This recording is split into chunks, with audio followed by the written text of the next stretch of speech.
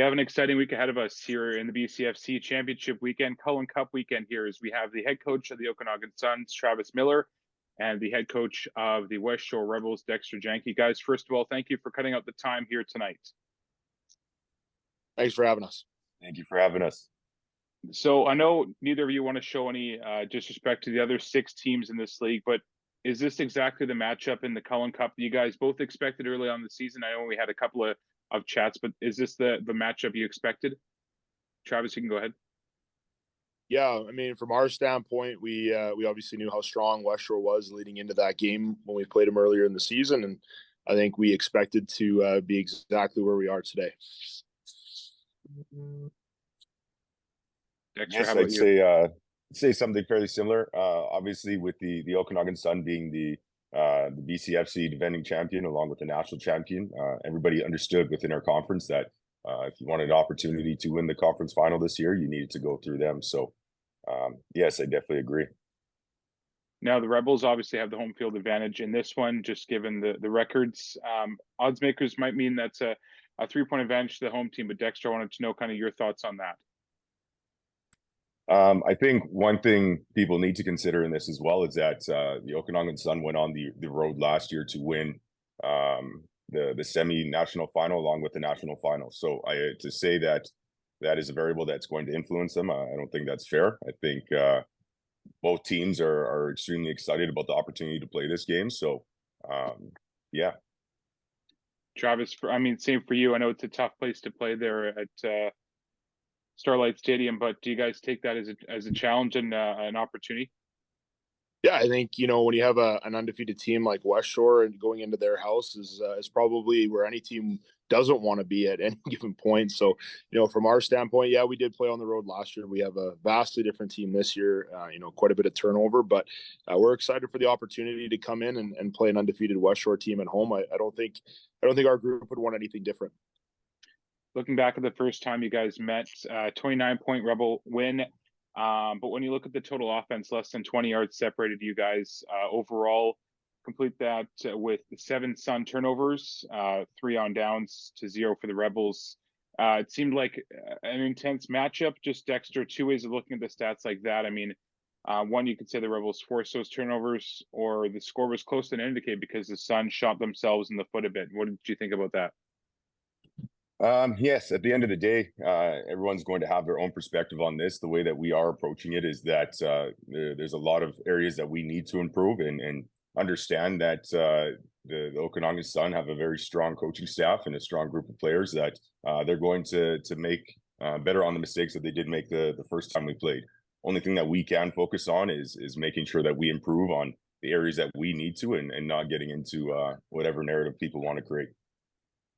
Travis, so much hinged on that game against West Shore. Both teams essentially knew that, it was kind of a game for first place. What was the mindset of your team going into, the week after the loss? Because I'm sure it's tough to kind of refocus the guys and get ready for the next weekend. Yeah, we just got back on track and started focusing on the next opponent. I think, I think when you lose a game, and for us, it was the first time in a year or so that we had lost a game, we had to find our identity and refocus and recalculate and see what we were doing right and see what we were doing wrong. And, we knew West Shore was obviously a very, very strong team going into that game. But, like I said, and, in the previous interview, I think when you turn the ball over 7 times and you give yourself the least opportunity to win the game and, turning things over, we're looking for a better outcome, obviously, this week. The semifinal games, both your clubs were challenged in those games. Obviously, they were big favorites, but seems like the Rams and the Huskers provided some challenging opposition. When both of you kind of broke down the game film from both of those games, what were things that you took away from those games that you wanted to improve on, or just overall, what were your thoughts in the game? First of all, guys, for you, Travis, against the Huskers there. Yeah, the Huskers came out and played with heart, and they had a great game plan. I think we're notorious for overlooking teams. I've said this kind of the last 2 years. We tend to overlook teams that we played multiple times, and we don't have the best focus when it comes to playing a team back to back. So for us, I think we were looking too far ahead, and the Huskers provided a really great game and really showed a lot of our weaknesses that we needed to work on, which is a great opportunity for us to fix some of those things prior to playing in the Cullen Cup. Dexter, for you guys had to play the Rams a week after beating them at home. I'm sure they're motivated. What is one thing you kind of took away from that game against the Rams? It seemed pretty closely contested given the scoreline. Yeah, the Rams came in. Coach McCarty had them well prepared. They came in ready to go, and they had a strong graduating class as well. So with it being their last game, they definitely wanted to make the most of the opportunity. The biggest thing that we took away from it, obviously, was not taking nearly as many penalties. You can't afford to take as many penalties as we did against high caliber teams and expect to come away with a victory. So that's one thing that we're definitely focusing on this week. What is one thing, Travis, that surprised you about your team this year, weren't expecting to see in your team this season? You know what? I think the resolve of our group, we turned over more than 50% of our roster, and so to have almost 20 new starters across the board, the continuity that we've had from our guys has been really, really great to see. Dexter, same with you. What's something that's kind of caught you off guard in a great way for your team this year? Yeah, I would say very similar to Travis there, but more so to one phase of the ball, which it was defensively. We did have to rebuild the defense, and had a lot of guys come in, be extremely open to the positional changes, new scheme, and just being so coachable week in and week out. So I'd say that would be the biggest one for us. Let's talk about Travis. Probably for you guys, the two key players in this game that's going to try and help you guys to the win. Who would you kind of target as the two guys that's going to have to help your team either on the offensive or defensive side of the ball? Yeah, I think for us, it's our running game and our old line. I think those two positions are really going to dictate, our outcome of the game. And if we see them pull through, I think that'll give us the best chance to move forward. Dexter, I know T. Jesse is crucial for you guys. Is that going to be the kind of the straw that stirs the drink in this game for you? Yeah, definitely. T's been so consistent throughout the season. One of the big things is us going to be able to contain or being able to stop the running attack from the Suns. So I would say it's going to be on the flip side of our defensive line and our linebackers, along with our defensive backs coming up for additional run support. So that's going to be the big key for us. We just talked about him, Travis, but to T. Jesse, obviously the black ace in this game, just the way he plays, the ability to get points, and what he's done this year with the great receiving core he has. Is it just by committee for you guys shutting them down?